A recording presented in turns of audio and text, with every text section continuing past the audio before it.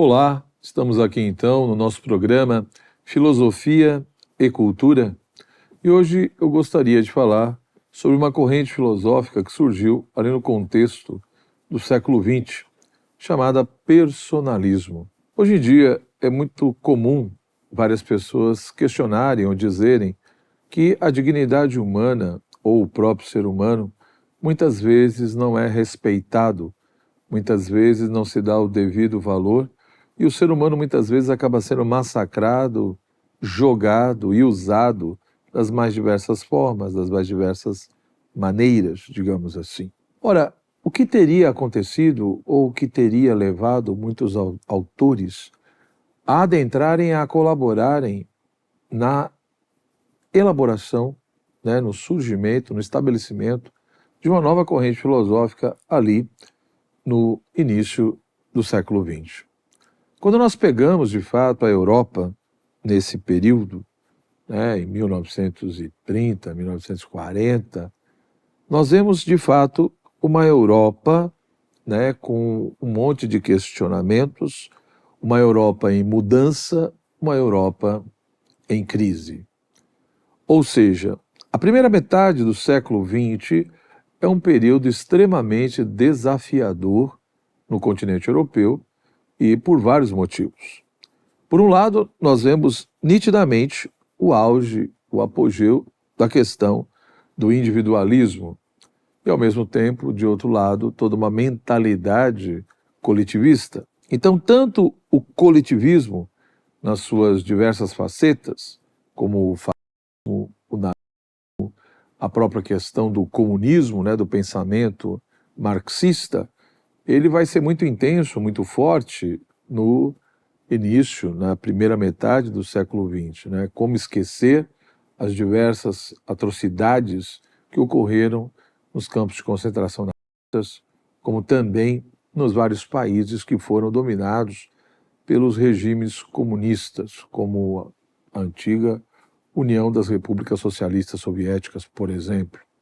Quantas pessoas presas, quantas pessoas mortas, quantas pessoas profundamente massacradas que tiveram a sua dignidade e a sua vida roubada. Da mesma forma, quando nós olhamos as outras sociedades que valorizavam tanto a questão do pensamento individualista, esse individualismo, seja no sentido filosófico e econômico, também de uma certa forma não respeitava muitas vezes a dignidade humana, pois muitas vezes o ser humano acabava sendo visto apenas como um ser de consumo ou uma mera peça dentro de uma engrenagem de um sistema de produção. E, portanto, muitas vezes também não havia uma preocupação de ajudar esse ser humano a atingir toda uma excelência no sentido da sua natureza, o aspecto econômico, o aspecto da produção e tantas outras coisas que acabavam sendo extremamente privilegiados, digamos assim. Então esse conflito, essas tendências de pensamento, tanto coletivistas quanto individualistas, acabaram colaborando, sim, para um monte de questionamentos e para um certo tipo de crise que se estabeleceram naquele contexto, naquela época. Mas não foi só isso que colaborou para que a Europa entrasse em crise, e essa questão da realidade humana fosse tão questionada. Nós vamos ter também o materialismo científico, aquela ideia que só é verdadeiro, ou seja, só tem valor de verdade, o que for testado experimentalmente. Então toda aquela mentalidade positivista, por exemplo, e de outras correntes científicas, esse reducionismo científico, ou seja, essa coisa de que só tem valor de verdade, o que pode ser testado, comprovado pela experiência e, portanto, criticando e desprezando profundamente outros meios e outras formas de se atingir a verdade e de se expressar a verdade. Junto com isso, foi vindo cada vez mais uma crise de valores e da civilização ocidental em geral. Muitas coisas que eram consideradas grandes valores acabavam sendo deixadas de lado, como a própria questão da busca da verdade, a própria questão da família, a própria questão da religião. Então, valores que eram considerados tão preciosos acabam sendo questionados, deixados de lado, e uma outra mentalidade vai surgindo. Uma crescente descristianização da sociedade. Ou seja, se já havia todo um questionamento e uma crítica à igreja, ao cristianismo, isso aumenta cada vez mais na primeira metade do século XX. Da mesma forma que devido à Primeira Guerra Mundial e também por outros fatores, como todos nós sabemos, começa ali uma crise econômica muito forte, um pouco antes da própria década de 30, né? Mas quando nós pensamos nessa crise econômica, um fator ali importante vai ser justamente o crash de 1929 em Wall Street, que vai mexer com as bases econômicas do mundo inteiro, principalmente da Europa. Junto com isso também nós tivemos, como todos nós sabemos, uma desestabilidade política muito grande, causada pelo quê? Causada pela vulnerabilidade das democracias parlamentares, ou seja, ali de fato se mostrando como essa democracia representativa, ela é extremamente frágil e questionável, e portanto toda uma crise política também se estabeleceu.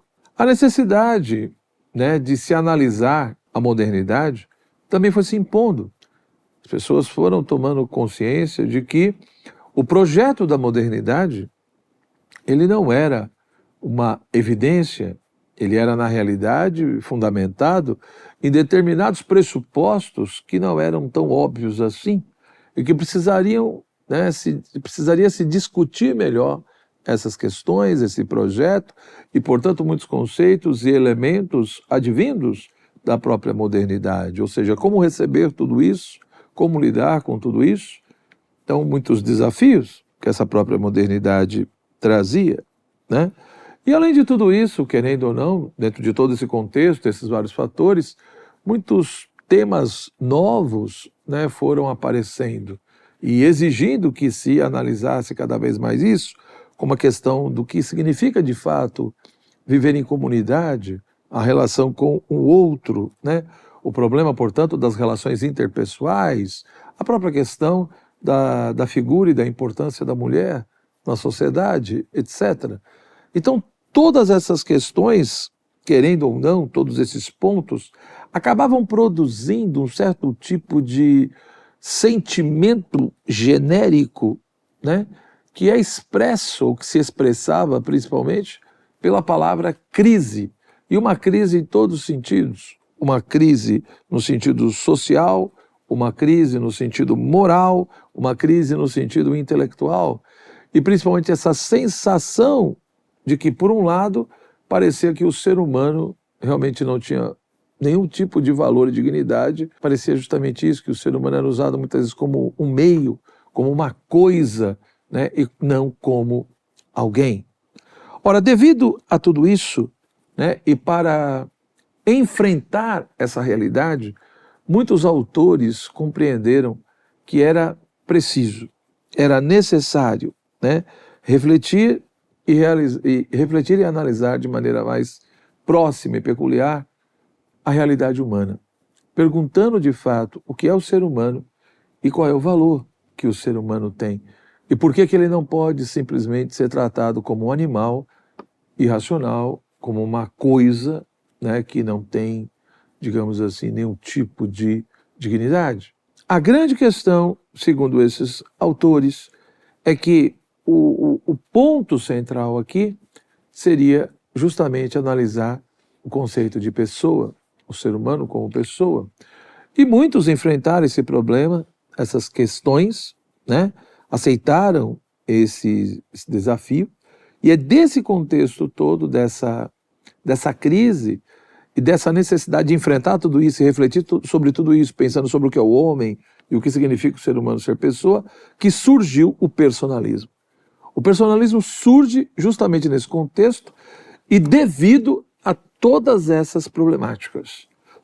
Ora, muitos, repito, enfrentaram essa questão, aceitaram esse desafio, e o personalismo vai surgir vários caminhos, né?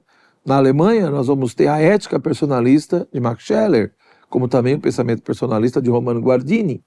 Na França, isso vai ser extremamente intenso, muito forte, com o personalismo comunitário de Mounier, da mesma forma que o existencialismo personalista de Gabriel de Marcel, né? Como o personalismo metafísico de Maurice Nedoncel.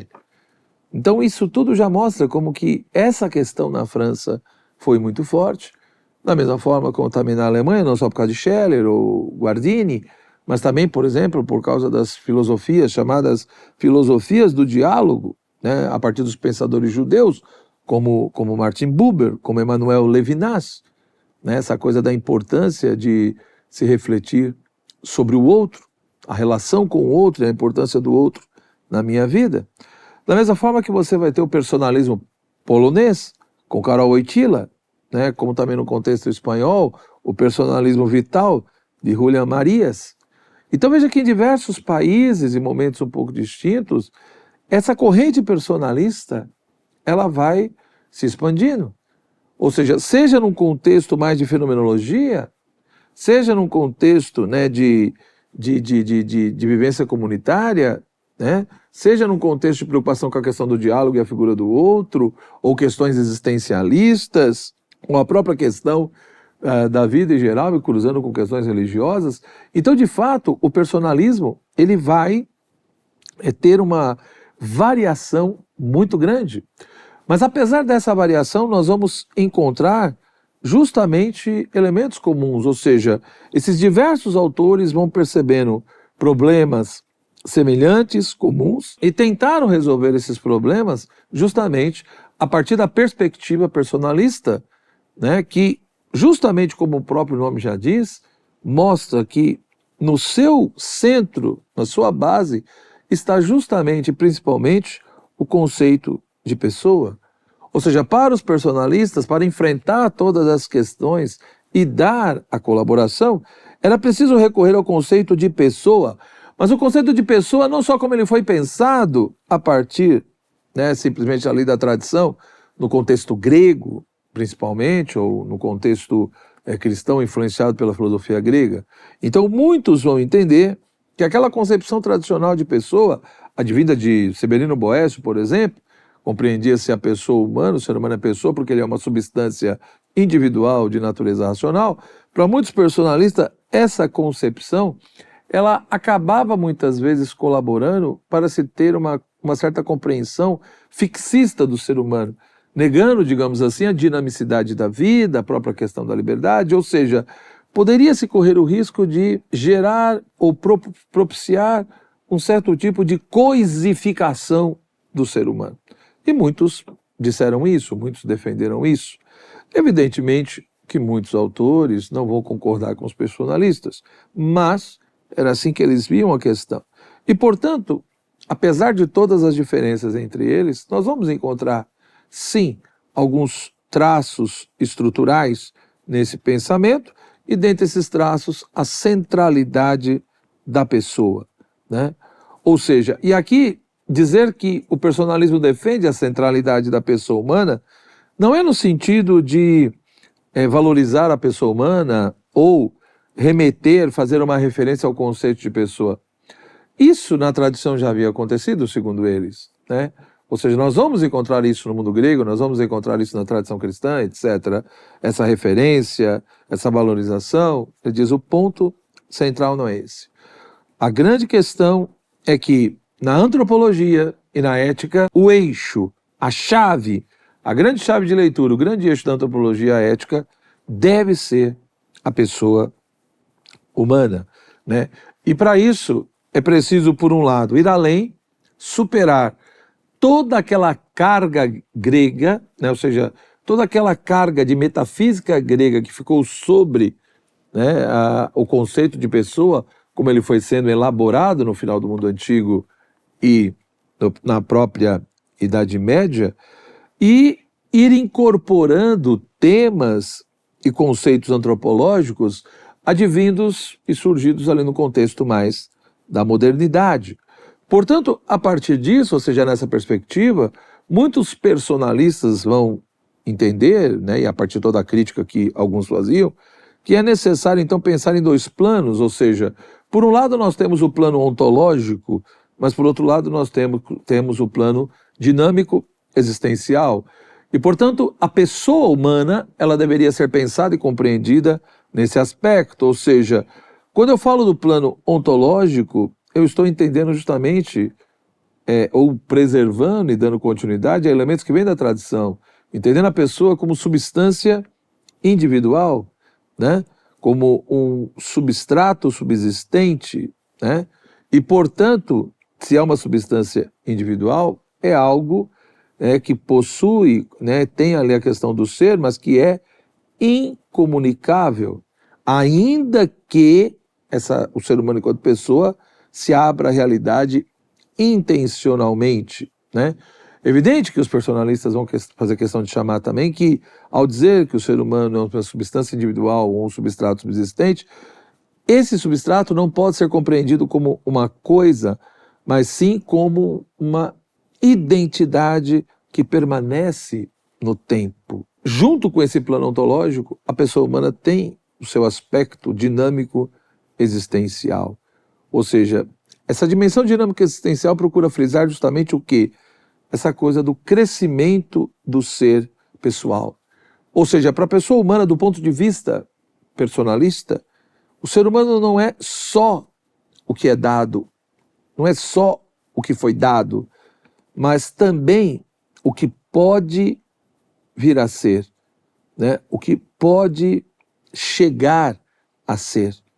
Portanto, é a ideia de que o ser humano ele não é uma coisa simplesmente totalmente pronta e acabada, mas existe ali no início desse ser pessoa um contexto de diversas possibilidades que vai depender de vários outros fatores, principalmente das escolhas, do exercício da liberdade, para que o ser humano vá chegando a coisas que ele ainda não é, mas que poderá ser. Ou seja, essa dimensão dinâmico-existencial mostra esse realizar-se, essa coisa do ser humano que é chamado a realizar a própria existência, o próprio ser, a concretar-se, né? A efetivar-se aquilo que ele é chamado e que é possível. Então veja que nessa perspectiva personalista, o aspecto ontológico, ele não é totalmente negado, né? Pelo menos por muitos autores, mas o dinâmico existencial também, no entendimento deles, é muito importante. E, portanto, quando se fala de pessoa humana, deveria se levar em consideração esses dois planos ou dois aspectos. E quando nós pensamos justamente nas manifestações do nosso ser pessoal, os personalistas vão chamar a atenção, por um lado, para a questão da autoconsciência, né? Ou seja, o ser humano, devido à sua inteligência, ao seu entendimento, ele não só tem consciência, mas tem consciência da própria consciência, tem consciência de si mesmo, né? Essa possibilidade de reflexividade. Da mesma forma, a questão da presença da liberdade, ou seja, ele não é simplesmente algo ou uma coisa, mas ele é alguém, né, que é capaz de fazer escolhas, de tomar decisões, né? E, portanto, alguém que se configura, aquilo que eu falei, que se realiza. Então, não interessa só o que é dado a ele, mas o que ele pode se tornar, né, dentro das diversas possibilidades que se abre ao seu ser enquanto ser humano. Da mesma forma, a questão da intimidade, né, o mundo interior, o ser humano é capaz de ensimesmamento e, portanto, de ter uma vida interior, ele é capaz de cultivar um mundo interior, né, de se entreter com os seus pensamentos, sentimentos, etc, etc. Da mesma forma que o ser humano é capaz de diálogo, a questão da intersubjetividade, né, essa preocupação com o outro, né? Então, seja a autoconsciência, a liberdade, a intimidade, a intersubjetividade, tudo isso são manifestações do nosso ser pessoal. E principalmente a questão da doação, a capacidade de doar-se, né? A capacidade de não só de sair de si mesmo e ir ao encontro do outro, mas de olhar e tirar de si próprio, do próprio íntimo, algo profundamente valioso e dar ao outro. Então tudo isso manifestaria essa nossa dimensão pessoal, esse nosso ser pessoa. E por fim, é lógico, da mesma forma que lá na primeira metade do século XX, o ser humano, a vida humana, a dignidade humana não era respeitada muitas vezes, seja pelo nazismo ou fascismo, comunismo, né, ou por uma sociedade que muitas vezes vê o ser humano como apenas como um consumidor e uma peça dentro de um sistema de produção. Hoje em dia não muda muita coisa, né? Ou seja, quando nós pensamos em tantas outras questões, como a eutanásia, né, a própria miséria, etc., em todos os sentidos, moral, material. Ou seja, o ser humano continua sendo muitas vezes usado como um meio. O ser humano muitas vezes usado como uma coisa e depois é jogado fora. E é por isso que nós precisamos entender que existe sim a dignidade humana e ela precisa ser defendida, né? Lógico que aqui também tem confusão, porque quando nós falamos da dignidade humana, nós temos que ver que existe a dignidade humana no sentido ontológico, no sentido natural. Ou seja, há uma dignidade humana que simplesmente ela está presente no fato de nós pertencermos à espécie humana. O fato de nós termos sido feitos à imagem e semelhança de Deus. Se eu fui criado à imagem e semelhança de Deus, se de fato eu faço parte da espécie humana, eu tenho essa natureza humana, essa dignidade natural, ela não depende do uso que eu faço da minha liberdade, não depende do tipo de caráter que eu tenho. Eu posso ser uma pessoa escrota, eu posso ser uma pessoa extremamente horrorosa no sentido moral, né? Então, mesmo uma pessoa cruel, mesmo uma pessoa terrível, né, existe uma dignidade humana, digamos, basilar, natural, repito, que não depende do tipo de caráter e de tipo de vida que essa pessoa tem. Há uma dignidade que alguém tem que é resultado apenas do fato dela ter sido criada por Deus e dela ter essa natureza humana. Outra coisa é a dignidade humana no sentido moral. Então, a dignidade humana natural, ninguém perde. Mas a dignidade humana moral, ela não nasce conosco, ela é uma conquista. E a dignidade humana moral, aí sim, depende do nosso caráter, depende da nossa hombridade, depende do uso que nós fazemos da nossa liberdade. Portanto, só tem dignidade humana moral, ou no sentido moral, uma pessoa realmente que é portadora de várias virtudes, uma pessoa que tem hombridade, uma pessoa que realmente faz um bom uso da sua liberdade. Então não vamos confundir isso. Da mesma forma que muitos criticavam os personalistas, no sentido de que eles acabavam exacerbando, né, todo um humanismo, todo um tipo de antropocentrismo. Realmente, se não tomar cuidado, pode cair nisso sim. Eu acabo falando tanto dos direitos do ser humano, tanto da dignidade humana, e eu acabo esquecendo às vezes que o ser humano também tem deveres e que dignidade natural não é a mesma coisa que dignidade moral. E o que é pior, eu posso começar a achar que o ser humano também é Deus, está no centro e é o ser mais importante, e cair naquele tipo de antropocentrismo que muitos já caíram e que a sociedade caiu. Então, uma coisa é o humanismo no sentido simples, de lutar pelos direitos humanos, pela dignidade humana, de defender a vida humana nas suas diversas fases, né? Isso é uma coisa muito basilar. Outra coisa é cair numa idolatria de adorar o homem pelo homem e achar que o ser humano, enfim, só tem direitos como se ele também não tivesse deveres. Mas, enfim, a corrente personalista ela surgiu por causa disso e ela nos leva a pensar sobre essas questões, né, da realidade humana e do valor do ser humano, justamente porque muitas vezes nada disso foi respeitado. Muito obrigado pela sua atenção, que você possa deixar aí a sua curtida, seu comentário, se inscreva no canal e compartilhe o vídeo se você gostou. Veja aí a bibliografia recomendada e se aprofunde no assunto. Um forte abraço e até o nosso próximo encontro.